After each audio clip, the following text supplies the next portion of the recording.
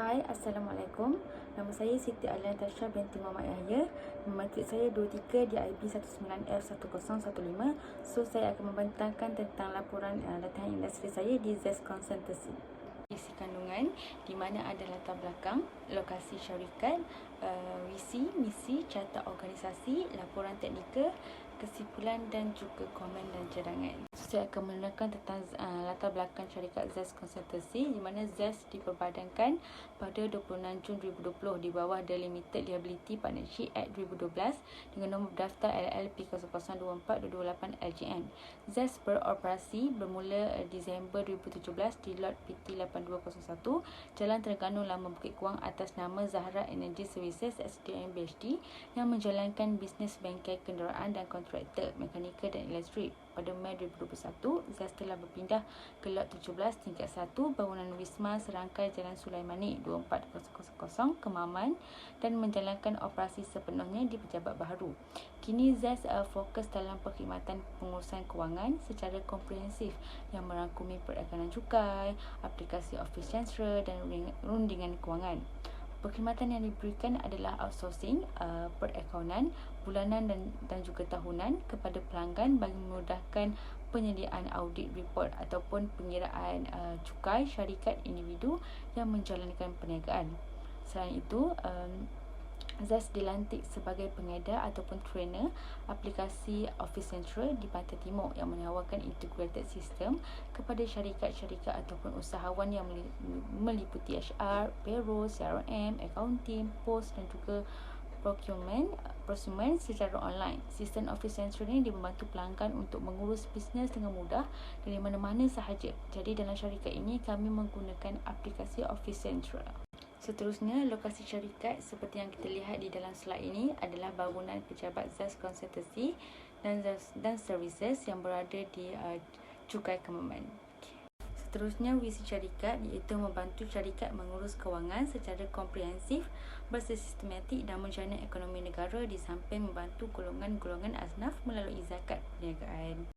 Misi kami pula adalah sentiasa memperluaskan rangkaian perkhidmatan kami dan meningkatkan kecekapan dalam perkhidmatan untuk menerangi keperluan khusus anda. Yang kedua, komited untuk membuat sumbangan positif kepada perniagaan melalui perkhidmatan terbaik kami dalam pengembangan inovatif disiplin profesional. Dan yang ketiga, integriti, telus dan amanah dalam mengurus kewangan syarikat pelanggan.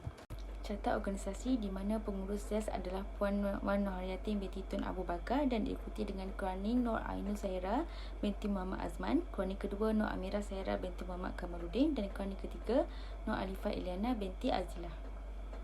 Next adalah laporan teknikal ataupun skop kerja saya sepanjang latihan industri di sini, iaitu menyemak dokumen dengan penyata bank di mana saya menyemak semua dokumen PV ataupun payment voucher syarikat Firdaus Enterprise dan menyemak receipt dan invoice syarikat tersebut supaya tiada yang hilang ataupun cukup.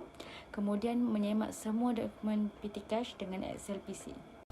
Kemudian menyemak semua dokumen dengan Office Central di mana saya menyemak semua dokumen payment voucher dengan Office Central dan saya menyemak receipt dan invoice syarikat tersebut supaya tiada yang hilang dengan Office Central. Kemudian menyemak semua dokumen PT Cash di Office Central pada bahagian finance. Seterusnya, selepas selesai semak semua file, saya akan import, approve invoice dan receipt yang telah saya key in dalam Office Central. Begitu juga dengan payment voucher dan juga PT Cash, saya akan import dan approve di Office Central. Kemudian accounting report pula saya akan menyemak ledger bank, cash dan juga debtor supaya dia balance. Begitu juga jika ada creditor. Selepas itu selesai semua tu, saya akan terus cross check aging debtor dan juga creditor supaya balance. Dan hampir ke last step, saya akan menyemak setiap ledger pada bahagian untung rugi. Jika tidak balance maknanya ada salah pada bahagian debit dan juga credit. So kena approve balik dan reclass balik. Akhir sekali saya akan membuat pemfailan di mana saya akan susun dan melabel pada dokumen PT Cash dan juga payment voucher, invoice dan susun dalam kotak dan hantar kepada klien. Kesimpulan di sini, saya dapat belajar cara menggunakan sistem Office Central manakala sedikit mahir dan mampu menyediakan dan menyiapkan akaun bagi sesebuah syarikat. Dan seterusnya dapat mengetahui apa itu item PT Cash dan juga payment voucher. Tidak lain juga dapat menyesuaikan diri dengan pekerja di sini dan juga persekitaran. Komen dan cadangan.